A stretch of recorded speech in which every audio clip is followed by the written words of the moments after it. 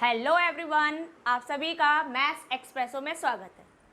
चलिए अब स्टार्ट करते हैं क्वेश्चन नंबर 25 में आपको गिवन है show that the semi vertical angle मतलब आपका जो भी फिगर दे रखा है, जो आपका वर्टिकल कोन है उसका हम हाफ एंगल यूज करेंगे of the cone of maximum volume, means volume को आपको मैक्सिमाइज करना है end of given slant height is tan inverse √2।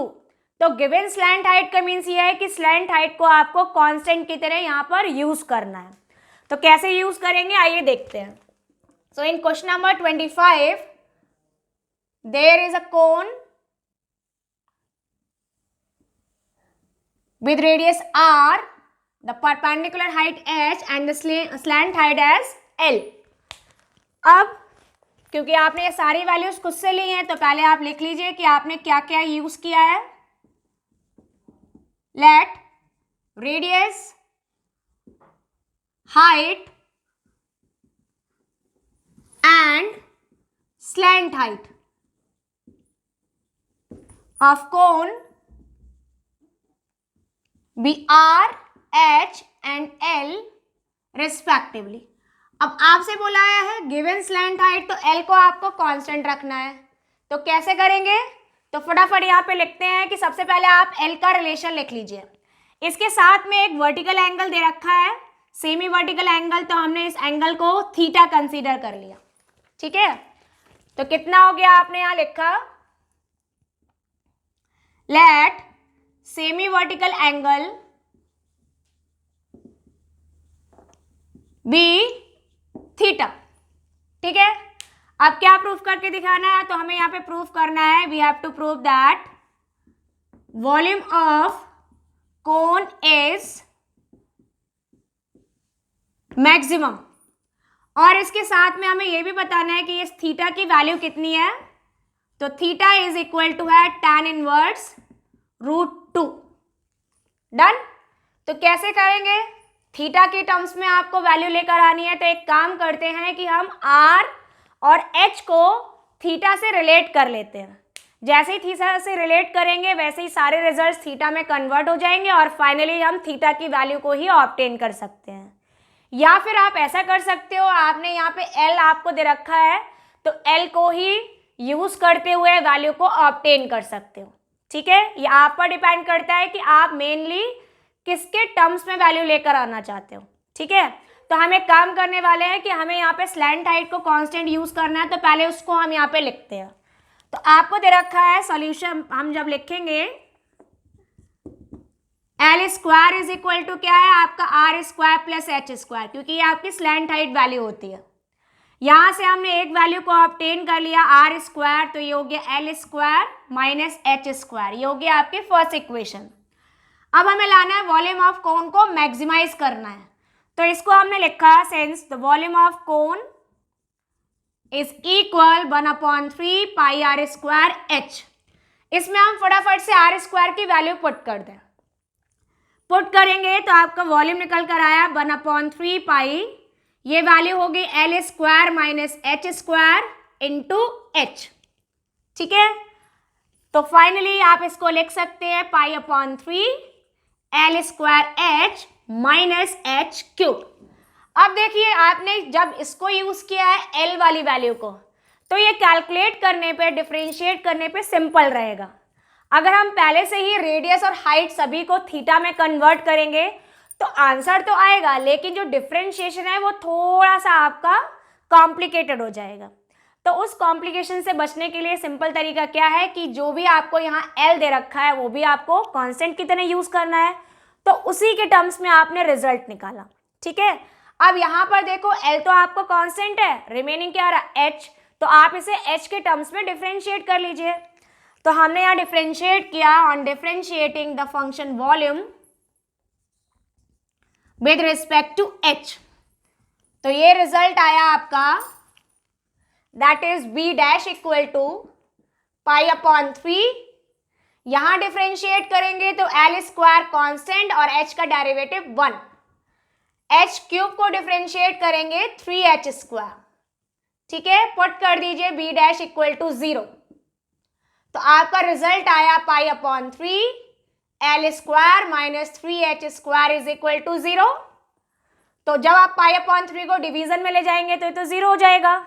तो यहाँ से आपकी वैल्यू हो गई L square minus 3h square 0, और कैलकुलेट होकर आप यहाँ से h की वैल्यू निकाल सकते हो। कितना आया h? तो ये इक्वल हुआ h square L square upon 3, और रूट ले लेंगे इसका, तो आंसर हो गया l अपॉन 3 रूट 3। ठीक है, तो यहाँ से h की वैल्यू आ गई l upon root 3 unit. Done, simple तरह से आ गया। अब हम क्या करने वाले हैं, अब हमें निकालना है कि वॉल्यूम आपका मैक्सिमम है, तो इसे दोबारा से डिफरेंशिएट कर लो। अगेन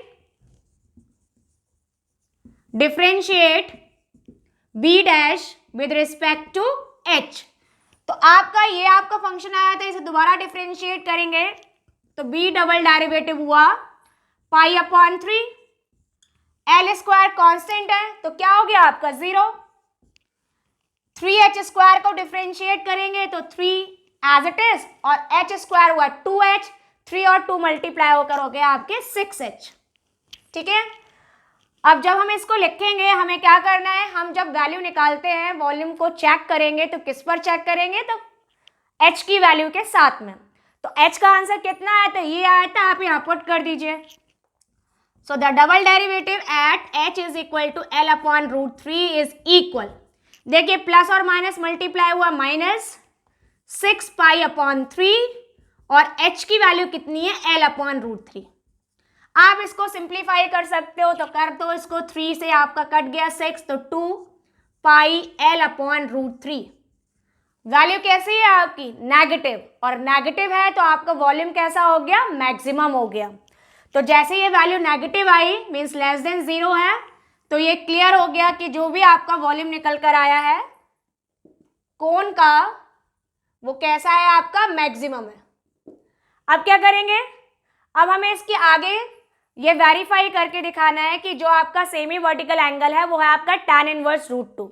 तो अब आपने फिगर पे आ जाओ। फिगर में देखिए ये आपका दे रखा है, आप इसको नेमिंग देना चाहो तो यहाँ पर थोड़ी देर के लिए हम लिख लेते हैं ABC। ये कैसा है आपका, राइट एंगल ट्राइंगल है।